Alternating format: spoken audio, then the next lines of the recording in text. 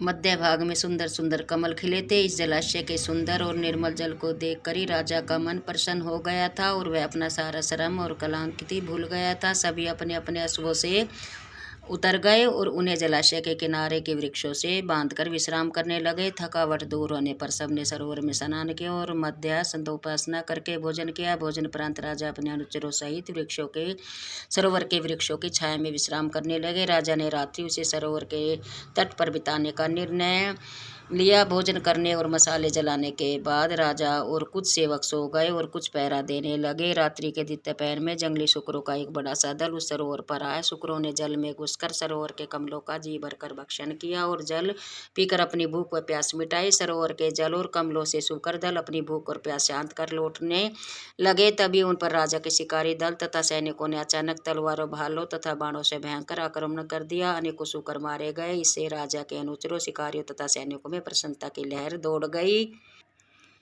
राजा ने मरे हुए शुक्रों को घोड़ों पर लदवाए और नगर के लिए प्रस्थान करने को कहा। महाराजा दिलीप दल बल सहित जैसे ही प्रस्थान करने को उद्यत हुए, उन्होंने अपने सामने एक अत्यंत तेजस्वी और दैवी अभाव संपन्न तपस्वी को देखा। राजा सब से उतरकर आदर से ऋषि को शीश नवाकर प्रणाम कर खड़ा हो गया।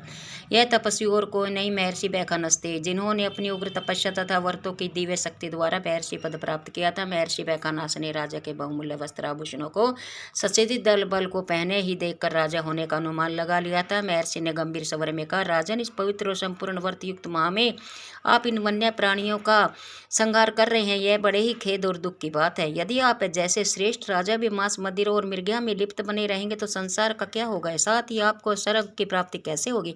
इसलिए यदि तुम स्वर्ग प्राप्ति की इच्छा रखते हो तो माघ मास का स्नान प्रयागराज आदि दिव्य तीर्थों पर करो तथा माघ मास की महात्म्य कथा को पूर्ण श्रद्धा और भक्ति पूर्वक सुनो। हे राजन, इससे निश्चित रूप से आपका कल्याण होगा और आपका उद्धार होकर आपको स्वर्ग की प्राप्ति होगी।